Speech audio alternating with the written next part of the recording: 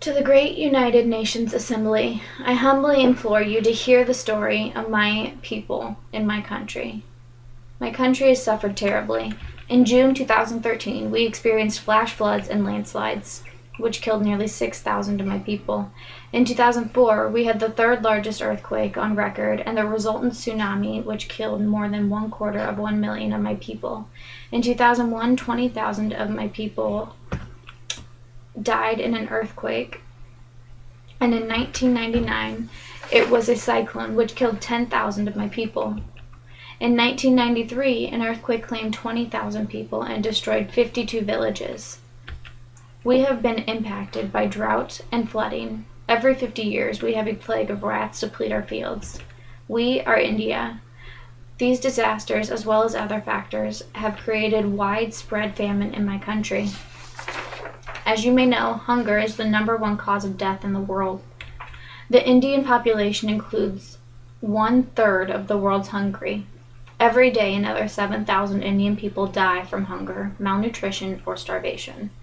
This is a state of emergency. In India, as it is estimated that almost 50% of Indian children are underweight, and there are serious nutritional deficiencies such as anemia in more than 70% of women and children. Our Indian Prime Minister Manmohan Singh has called the situation a national shame. In 2006, a global poll was conducted to survey the opinions of countries towards each other. At that time, the results were that India is seen nearly equally as positive, negative, or neutral. We were rated well by Iran, Afghanistan, Great Britain, Russia, and our neighbors Sri Lanka. The Philippines, France, and Finland gave India a negative rating.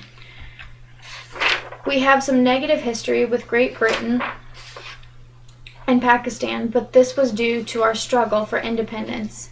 India has diplomatic interests which are with our members of the BRICS alliance, which include Brazil, Russia, China, and South Africa. Our exports are on the rise, with our main partners being the United States and the United Arab Emirates, who we also export to China, Singapore, Hong Kong, and the Netherlands. Our exports consist of engineering goods, gems, jewelry, chemicals, agricultural products such as fertilizer and textiles.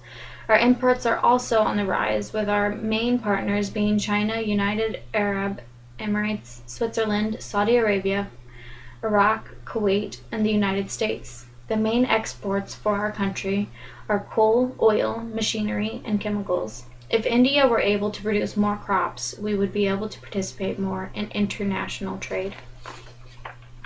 Some people would say that it is up to us to help ourselves. Our government is sympathetic to the desperate nature of this issue and the prevalence of the problem.